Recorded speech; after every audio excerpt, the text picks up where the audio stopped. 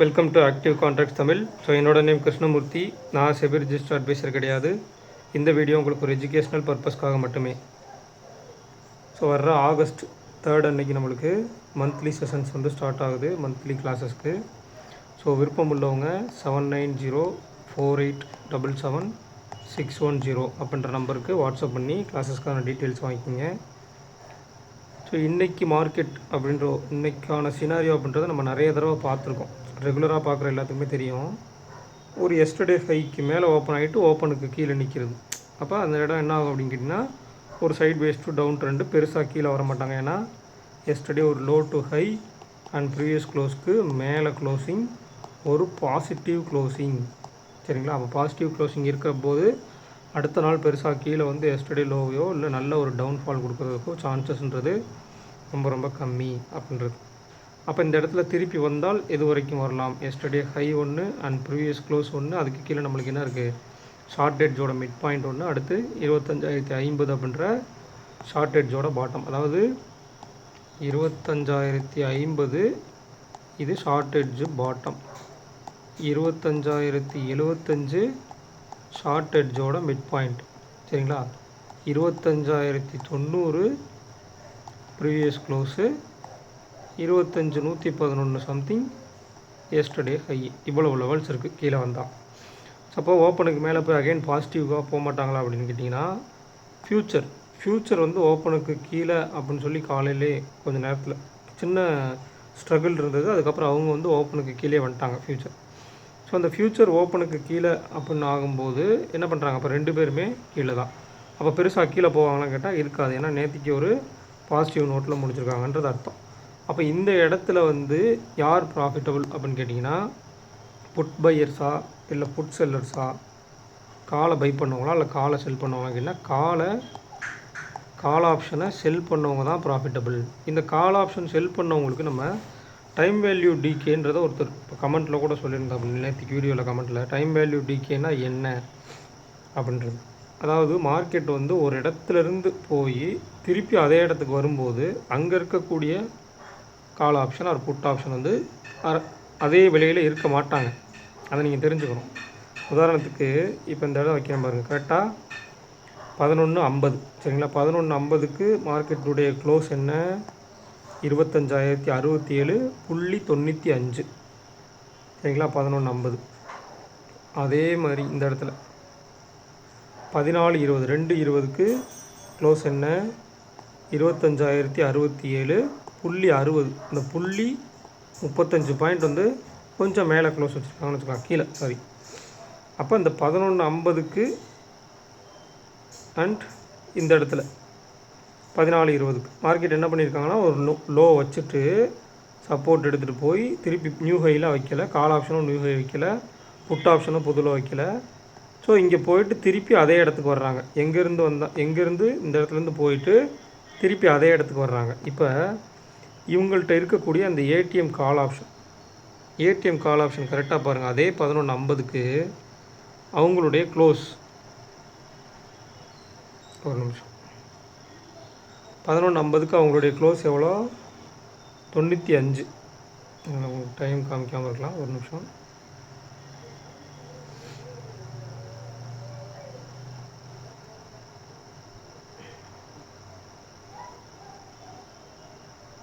சரிங்களா? அந்த இடத்துல கீழே உங்களுக்கு டைம் தெரியும்னு நினைக்கிறேன். 11.50க்கு அவங்களுடைய க்ளோஸ் வந்து 95. அப்போ 2.20க்கு மார்க்கெட் அங்கே தானே இருந்தாங்க. சரிங்களா? மேலே இந்த இடத்துல உங்களுக்கு க்ளோஸ் காமிக்கும் 95 ரூபா அப்படின்றது. 2.20க்கும் அதே இடத்துல தான் மார்க்கெட் வர்றாங்க. திருப்பி அந்த 25,067 தான் வர்றாங்க. அதே 2.20க்கு கால் ஆப்ஷனுடைய க்ளோஸ் பார்த்துக்குங்க, வெறும் 85 ரூபா. மார்க்கெட் எங்கேயும் போல் அங்கேருந்து ஜஸ்ட் ஒரு 50 பாயிண்ட் மேலே போயிட்டு திருப்பி கீழே வந்திருக்காங்க. ஆனால் கால் ஆப்ஷன் ஏடிஎம் இங்கே போகும்போது ஐடிஎம் கால் ஆப்ஷன் அவங்கள்ட்ட 10 பாயிண்ட்டை காணோம். இதுதான் டைம் வேல்யூ டிகே. சரிங்களா? அப்போ மார்க்கெட் வந்து 25,067 இருக்கிறப்ப அவங்க எவ்வளோ? 95 ரூபா. அப்போ 25,050 கால் 25,067 இருக்கும்போது அவங்களுடைய 95 ரூபா அப்படின்னா அவங்கள்ட்ட இருக்க உண்மை விலைன்றது வெறும் 17 ரூபா தான். ஏன் அப்படின்னா 25,067 மார்க்கெட் நிற்கிது. பேலன்ஸ் பூரா டைம் வேல்யூ தான். அந்த டைம் வேல்யூ தான் அகெயின் மார்க்கெட்டை வந்து ஒரு சின்ன அப் ட்ரெண்ட் கொடுத்துட்டு திருப்பி வந்து அந்த டைம் வேல்யூவில் 10 பாயிண்ட்டை வந்து டிகே பண்ணியிருக்காங்க. இதுதான் நான் வந்து செல்லர்ஸ் ப்ராஃபிட் அப்படின்னு சொன்னேன். இந்த இடத்துல கால் ஆப்ஷனை செல் பண்ணவங்க திருப்பி அதே இடத்துல வந்தாலும் கூட அவங்க என்னவாக இருப்பாங்க, ப்ராஃபிட் தான் இருப்பாங்க. இதுக்கு கால் ஆப்ஷன் வந்து ஒரு நியூ லோ வைக்கணும், இல்லை புட் ஆப்ஷன் வந்து ஒரு நியூ லோ வைக்கணும்லாம் கிடையாது. இதே சினாரியோ தான் நான் இந்த இடத்துல சொல்லியிருந்தேன். நீங்கள் இதுக்குமே நீங்கள் போய் கால்குலேட் பண்ணி பார்க்கலாம். சரிங்களா? காலையில் இந்த இடத்துல எடுத்துக்கோங்க. இந்த இடத்துல நீங்கள் சர்ச் பண்ணி பார்க்கலாம். நேற்றுக்கு நாளில், அதாவது செவ்வாய்க்கிழமை நாளில் இந்த இடத்துல இருக்கும்போது புட் ஆப்ஷன் என்ன ப்ரைஸு அண்ட் திருப்பி புட் ஆப்ஷன் இங்கே பாருங்கள், மார்க்கெட்டு ஹை வைக்கல, புட் ஆப்ஷனும் லோ வச்சுருக்காது. அப்போ திருப்பி இங்கே வரும்போதும் புட் ஆப்ஷன் என்ன ப்ரைஸ்ன்னு பாருங்கள். அப்போ ஆல்மோஸ்ட் வந்து ஒரு மார்க்கெட் ஒரே இடத்துல நின்னாலும் சரி, திருப்பி அந்த இடத்துக்குள்ளேயே ரவுண்ட் அடிச்சிருந்தாலும் சரி, அங்கே செல்லர்ஸ்க்கு ப்ராஃபிட் தான் அப்படின்றத நீங்கள் புரிஞ்சுக்கணும். ஆனால் பையருக்கு இப்போ இந்த சினாரியோ நம்ம சொல்லியிருக்கோம். இந்த சினாரியோவில் ஒரு வேளை பையர் வந்து இந்த இடத்துல வாங்கியிருக்காருன்னு வச்சுக்கலாம். அவர் ப்ராஃபிட் புக் பண்ணல, இன்னும் மேலே போகும்னு நினைக்கிறாரு. சரிங்களா? 11.50க்கு வாங்கிட்டு ப்ராஃபிட் புக் பண்ணல, மார்க்கெட் வந்து ஒரு 150 200ன்னு போகும்னு நினைக்கிறாரு. திருப்பி ஆனால் அவர் வாங்கின இடத்துக்கே வந்து மார்க்கெட் நிற்கிது. ஸ்பாட் வந்து அவர் வாங்கின ப்ரைஸ் கிட்ட வந்து நிற்கிது. பட் இங்கே ஆப்ஷன் ப்ரீமியத்தில் வந்து அந்த ப்ரைஸ் இல்லை. இதுதான் டைம் வேல்யூ டிகே. ஸோ இதை வந்து நம்ம அண்டர்ஸ்டாண்ட் பண்ணிக்கணும். ஸோ இன்றைக்கி மார்க்கெட் வந்து நம்மளுக்கு ஓவரால் 25,060 முடிச்சுக்கிறாங்க. ஸோ 25,060க்கு மேலே உள்ள 25,060க்கு மேலே உள்ள கால் ஆப்ஷன்றது நம்மளுக்கு 25,100 அண்ட் கீழே உள்ள புட் ஆப்ஷன் ஆல்சோ நம்மளுக்கு 25,050. அப்போ ரெண்டுத்துக்கும் உள்ள மிட் பாயிண்ட் வந்து 25,075 அப்படின்னு ஆயாச்சு. அடுத்தது நம்மளுக்கு ஒய்டஸ்ட் ரேஞ்சுன்றது 25,000 டு 25,200, எந்த மாற்றமும் இல்லை. அப்போ 25,100 அப்படின்றது ஒயிட் எட்ஜோட மிட் பாயிண்ட். இப்போ இந்த இடத்துல ஸ்ட்ராடல் அப்படின்ற ஒரு விஷயம் அமைஞ்சிருக்கு. அப்புறம் ஒரு ஸ்ட்ராங்கிள், அதாவது ஒரு ஸ்ட்ராங்கிள் மேலேயும் கீழேயும், நடுவில் ஒரு ஸ்ட்ராடல். அப்போ ஸ்ட்ராடல் கொடுத்துருக்காங்க அப்படின்ற பட்சத்தில் ஸ்ட்ராடலை பேஸ் பண்ணி தான் நம்ம எடுப்போம். அப்போ ஸ்ட்ராடலுடைய ரேஞ்சுன்றது 25,100 மைனஸ் 79 அப்படின்னு எடுத்துக்கிட்டால் 25,011, சாரி 25,021. ஸோ 25,021 அப்படின்றது ஷார்ட் ரேஞ்சோட பாட்டம். அதே மாதிரி 59, அப்போ 25,159ன்றது ஷார்ட் ரேஞ்சோட டாப். அப்போ 59 + 79 கிட்டத்தட்ட நம்மளுக்கு 68, 138 அப்படின்னு எடுத்துக்கிட்டால் 25,238 அப்படின்றது நம்மளுக்கு என்ன ஷார்ட் ரேஞ்சோட, சாரி ஒயிட் ரேஞ்சோட டாப். அதுவே இந்த சைடில் 100 - 38 அப்படின்னு எடுத்துக்கிட்டால் 24,962 அப்படின்றது ஒயிட் ரேஞ்சோட பாட்டம். அப்போ இந்த மார்க்கெட் என்ன பண்ணியிருக்காங்க அப்படின்னா, ஒரு அப் ட்ரெண்டில் முடித்த மார்க்கெட்டை அகெயின் திருப்பி ஓப்பன் மேலே வச்சு திருப்பி வந்து டவுனில் முடிச்சிருக்கிறாங்க. சரிங்களா? அப்போ ஓவரால் நம்மளுக்கு என்ன பண்ணியிருக்காங்க, வீக்லியில் எப்படி இருக்காங்கன்னு பார்க்கணும். சரிங்களா? வீக்லியில் ஓப்பனுக்கு மேலே இருக்காங்க அண்ட் லாஸ்ட் வீக் ஹைக்கு கீழே இருக்காங்க. ஸோ ஒரு சின்ன சைட்வேஸ் அப்படின்ற மாதிரி தான் இருக்காங்க. இந்த ஹைக்கும் இந்த ஓப்பனுக்கும் நடுவில் தான் இருக்காங்க. இப்போ இந்த ஓப்பனை கட் பண்ணி அகெயின் கீழே வந்தால் தான் டவுன் அப்படின்ற ஒரு விஷயத்துக்கு பாசிபிள். அகெயின் இந்த ஹையை கட் பண்ணி மேலே போனால் இன்னும் வந்து ஃபர்தராக அப் ட்ரெண்ட் போகிறதுக்கு பாசிபிள். ஸோ இதெல்லாம் நம்ம பாசிபிலிட்டிஸ் அண்ட் ப்ராபபிலிட்டிஸ்லாம் எடுத்து வச்சுக்கணும். அதே மாதிரி இன்றைக்கி லோ டு ஹை அப்படின்றது எவ்வளோன்னு பார்க்கணும். சரிங்களா? லோ டு ஹை அப்படின்ற பாசிட்டிவ் மார்க்கெட், பட்டு ப்ரீவியஸ் க்ளோஸ்ன்றது நியர்பை நம்மளுக்கு முடிச்சுக்கிறாங்க. ஸோ ஒரு இன்டெசிசிவாகவும் இருக்கலாம் இது. அப்போ 25,035 அப்படின்றது லோ, 182 அப்படின்றது ஹை. கிட்டத்தட்ட ஒரு 150 பாயிண்ட், 148 பாயிண்ட் நியர்பை 150 பாயிண்ட் நடிச்சிருக்காங்க. அப்போ நாளைக்கு 25,100 ஸ்ட்ராடல், 25,100 ஸ்ட்ராடல்னால் மேலே 25,150, கீழே 25,050 அப்படின்னு இருக்க போகிறாங்களான்னு பார்க்கணும்.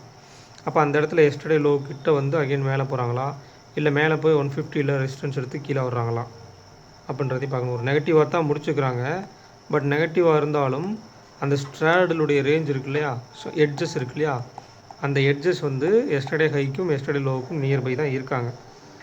ஸோ என்ன வேணாலும் நடக்கலாம். மேலே ஒரு 30 பாயிண்ட்ஸ் தான், பட் ஒரு மொமெண்டம் அந்த சைடில் இருக்கும்போது, இம்ப்ளைடு வால்டிலிட்டி அந்த சைடில் இருக்கும்போது பெருசாக போகிறதுக்கான வாய்ப்புகளும் இருக்கிறது. அதர்வைஸ் வெனஸ்டே, ஸோ உங்களுக்கே தெரியும், ஒரு வாலட்டைல் வெட்னஸ்டேவாக கூட இருக்கலாம், வாலட்டிலிட்டி இருக்கலாம். அந்த வாலட்டிலிட்டி ரேஞ்ச் கம்மியாக இருந்தால் அது சைட்வேஸாக இருக்கும், இல்லை ஒரு பெரிய ரேஞ்சாக இருக்கும். இவ்வளோ தான் வித்தியாசம். பெரிய ரொம்ப போட்டு குழப்பிக்கக்கூடாது. அதில் சிம்பிளாக பார்க்க ஆரம்பிங்க மார்க்கெட்டை. ரொம்ப இதெல்லாம் பார்க்கணும். இன்றைக்கி காலையில் கூட நம்மளுக்கு டவுட் கேட்டிருந்தாங்க, சார் மல்டிபிள் ஸ்ட்ராங்கிள் கால் அமைஞ்சிருக்கு 200 வரைக்கும், ஸோ மார்க்கெட் வந்து 25,200 போகுமான்னு கேட்டிருந்தாங்க. போகும், ஆனால் ஓப்பனுக்கு கீழே இருக்கனால வாய்ப்பு கம்மியாக. ஏன்னா ஓப்பன்றது ஸ்ட்ராங்கான விஷயம். அந்த ஓப்பனுக்கே கீழே நிற்கிறாங்க அப்படின்றப்ப எவ்வளவு தான் கால் ஆப்ஷனுக்கு மேலே நம்மளுக்கு ரேஞ்ச் கொடுத்தாலும் போகாது. அப்போ கால் சைடு 8, புட் சைடு 9 ஈவனாக தான் இருக்காங்க. ரொம்ப கம்மியாக இருக்குது. எப்படி சொல்கிறேன்னு கேட்டிங்கன்னா, ஆல்மோஸ்ட் இந்த ப்ரீமியமில் வந்து நாளைக்கு ஈவினிங் இருக்கக்கூடிய ப்ரீமியம் ஆனால் இன்றைக்கே இருக்குது 25,050. நாளைக்கு புதன்கிழமை ஈவினிங் தான், வெனஸ்டே ஈவினிங் தான் இந்த மாதிரி ப்ரைஸ்லாம் இருக்கும். பட் இன்றைக்கே இருக்காங்க அப்படின்றப்ப ஐவியும் ரொம்ப கம்மியாக இருக்குது, டைம் வேல்யூவும் ரொம்ப கம்மியாக தான் இருக்குது கம்பேரிட்டிவ்லி ரெண்டு பக்கமேவும். ஸோ அப்போ நாளைக்கு வந்து ஒரு ஐவி கொடுத்து டைம் வேல்யூ கொடுத்து அகைன் டிகே பண்ணுறாங்களான்னு பார்க்கணும். அதாவது இந்த ஆடட் ப்ரீமியம் சொல்லுவாங்க, ஏடிஎம்மில் ஆடட் ப்ரீமியம் அப்படின்றது அப்ரிஷியேட் ஆகுதா அப்படின்றத பார்க்கணும். இல்லை ஒன் சைடர் அப்படியே பொறுமையாக கீழே வர்றாங்களான்றதுக்கும் வாய்ப்பு இருக்கான்னு பார்க்கணும். ஸோ அடுத்தது நம்மளுக்கு bank Nifty. So bank Nifty அப்படின்றது நிஃப்டிக்கு ஒரு சப்போர்ட்டிவ் இண்டெக்ஸு. அவங்களுமே வந்து ஒரு டவுன்ஃபால் கொடுத்ததுக்கப்புறம் கீழே ஓப்பனுக்கு கீழே ஆனதுக்கப்புறம் ஸோ மார்க்கெட் வந்து அகெயின் கீழே தான் போகிறாங்க. ஒரு நேற்றுக்கு ஒரு பாசிட்டிவாக முடித்தனால பெரிய நெகட்டிவாக அவங்க முடிக்கலை அப்படின்றது தான் இந்த இடத்துல தெரியுது. ஸோ 57,000 ஸ்ட்ராடல், 56,500 டு ஆமாம் 56,750 கொடுத்துருந்தாங்க மார்க்கெட் முடிஞ்சது. இங்கே வந்து 57,000 ஸ்ட்ராடல் கொடுத்துக்கிறாங்க. ஸோ கீழே வந்து நம்மளுக்கு 56,000 புட் ஆப்ஷன் கொடுத்துக்கிறாங்க. So 56,000 to 57,500, 56,750. ஸோ ஒய்டராக இந்த இடத்துல இருக்கக்கூடிய ஒரு மிட் பாயிண்ட் கிட்ட தான் மார்க்கெட் முடிச்சுக்கிறாங்க. ஸோ நாளைக்கு எப்படி இருக்காங்கன்னு பார்க்கணும். இங்கே ப்ரீமியத்தினோட அடிப்படையில் ப்ரீமியத்துடைய லோவையும் ப்ரீவியஸ் க்ளோஸையும் வச்சு ஒரு ரேஞ்ச் எடுங்க. ஷார்ட்டஸ்ட் ரேஞ்ச் தான், ஒய்டு கூட தேவையில்லை, ஷார்ட் ரேஞ்ச் தான் எடுக்கணும். ஏன்னா அதில் ஆர்டர் ப்ரீமியம் போட்டிங்க அப்படின்னா ரொம்ப பெரிய ரேஞ்சாக இருக்கும், 500-600 பாயிண்ட்டு. பேங்க் நிஃப்டி ஒரு மந்த்லி எக்ஸ்பைரியில் இருக்கும்போது அவ்வளோ பெரிய பாயிண்ட் வந்து வாலட்டிலிட்டியாக இருக்கிறதுக்கு வாய்ப்புகள் ரொம்ப ரொம்ப கம்மி. ஸோ அதனால் லோவை பேஸ் பண்ணி ஒரு ஷார்ட் ரேஞ்சும் ப்ரீவியஸ் க்ளோஸை பேஸ் பண்ணி ஒரு ஷார்ட் ரேஞ்சும் எடுத்து வச்சுக்கோங்க. இதில் வந்து ரொம்ப ரொம்ப முக்கியமாக yesterday high and yesterday low and previous close and weekly open இந்த மாதிரி மார்க்கெட் சினாரியோக்கான லெவல்ஸ்லாம் பேங்க் நிஃப்டியில் ரொம்ப ரொம்ப முக்கியம். கேர்ஃபுல்லாக இருக்கணும். நம்மளுக்கு டைம் வேல்யூ ஆல்ரெடி டிகே ஆயிடுச்சு. ஸோ டிகே ஆன டைம் வேல்யூவில் மறுபடியும் கொடுத்துட்டாங்க அப்படின்னா அப்ரிஷியேட் பண்ணுறதுக்கு தான் ஒரு ஒரு ஒரு புஷ்அப் கொடுப்பாங்க. அப்படி கொடுக்கும்போது நம்மளுக்கு பெரிய மொமெண்டம் வந்துருச்சு மார்க்கெட்டில் அப்படின்னு சொல்லி நம்ம போகக்கூடாது. ப்ரீமியத்தை என்ன பண்ணுவாங்க, ப்ரீமியத்தை இன்னும் கொஞ்சம் கூட கொடுத்து அகைன் திருப்பி டிகே பண்ணுவாங்க. ஆடட் ப்ரீமியமாக சொல்கிறேன். அப்போ ஒரு ப்ரீமியத்தை வந்து கொடுத்துட்டாங்க அப்படின்ற பட்சத்தில் அதை போய் என்ட்ரி ஆகக்கூடாது. இன்றைக்கி கூட நிறைய பேர் மார்க்கெட் வந்து நல்லா கீழே வந்துட்டாங்க, 25,060 நியர்பை வந்துட்டாங்க. இன்னும் கீழே போகுமான்னு கேட்டாங்க. அங்கே புட் ஆப்ஷனுக்கு ஆல்மோஸ்ட் ப்ரீமியம் கொடுத்தாச்சு. ஒரு மேக்ஸ் ப்ரீமியம் என்ன லெவல் கொடுக்கணுமோ அந்த மேக்ஸ் ப்ரீமியத்தை அவங்கள்ட்ட கொடுத்துட்டாங்க. ஸோ அகெயின் அவங்களுக்கு ப்ரீமியம் கொடுப்பாங்கன்னு எதிர்பார்க்கக்கூடாது. அதே மாதிரி மார்க்கெட் வந்து நம்மளுக்கு ஷார்ட் எட்ஜோட பாட்டம் 25,050 ரீச் ஆகிடுச்சு. அவ்வளோதான், திருப்பி அதுக்குள்ளே தான் வரணும். அந்த 25,000 ரீச் ஆகும்போது 25,050 ரீச் ஆகும்போது மேலே 25,100 ஸ்ட்ராடலில் இருந்துச்சு. அப்போ ஸ்ட்ராடலுடைய ரேஞ்ச் இங்கே 50 தானே, கீழே 50 மேலே 50ன்றப்ப கீழே 50 வந்துட்டு அகைன் என்ன பண்ணிட்டாங்க, ஒரு சின்ன புஷ்அப் கொடுத்துட்டு கீழே போகிற மாதிரி காமிச்சிட்டு அகைன் மேலே போயிட்டாங்க.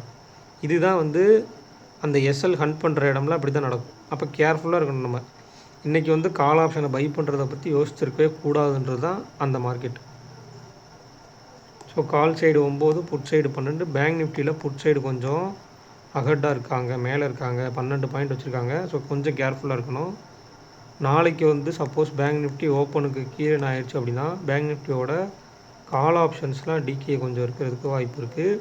ஸ்லோவராக புட் ஆப்ஷன் சைடு ப்ரீமியம் கொடுத்து கரைச்சி போவாங்க.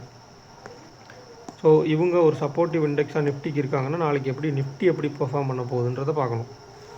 ஸோ இந்த வீடியோ பிடிச்சிருந்துச்சு அப்படின்னா லைக் பண்ணுங்கள், ஷேர் பண்ணுங்கள், சப்ஸ்கிரைப் பண்ணுங்கள். மறக்காம கருத்துக்கள் வந்து கமெண்ட் செக்ஷனில் கமெண்ட் பண்ணுங்கள். நன்றி, வணக்கம்.